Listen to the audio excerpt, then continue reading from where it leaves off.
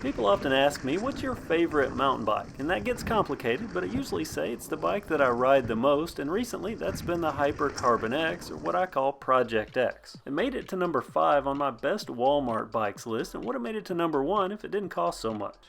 And regular viewers know what I'm talking about when I say Project X. I took the Carbon X and I turned it into a project bike. There's a link down in the description if you need to catch up. Too lazy for that? Well, here's the Cliff's Notes version. Basically, I took the Carbon X, stripped it down to the bare frame, and kept the saddle and stem and upgraded everything else. And it's a great bike, but one of my favorite upgrades is the drop jaw effect. And that's because the Hyper branding, it's very subdued, but the Carbon X graphics, they're very eye-catching, and not only that, it just sounds cool. Carbon X. It also conveys a more upscale vibe, which helps with the jaw drop effect when I get to tell people that this is a Walmart bike.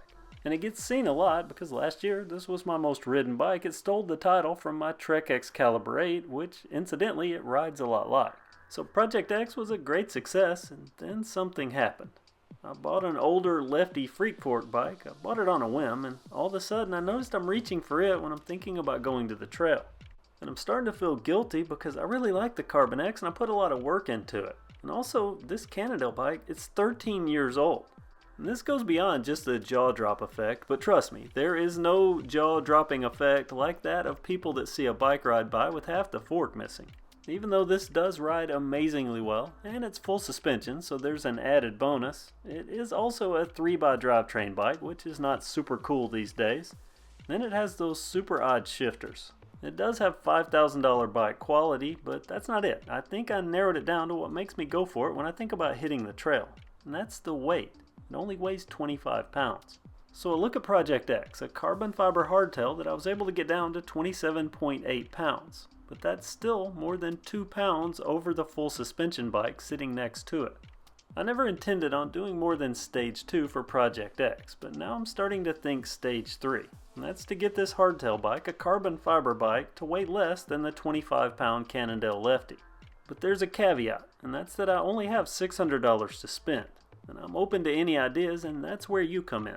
Taking what's already there under consideration, what changes would you make to not only shed weight, but improve the bike overall? The end goal is a 24-pound bike. Remember, $600 total budget, so start commenting with ideas. And I'll give a shout out to a few random people who recommend ideas that I end up using. And that's on the Stage 3 video, but today's shout out goes to a patron.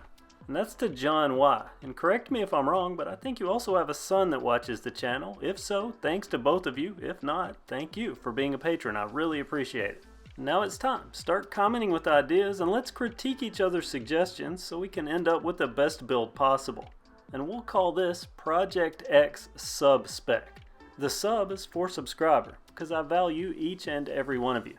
For now, let's get our thinking caps on and start throwing out ideas. And as always, have a great day.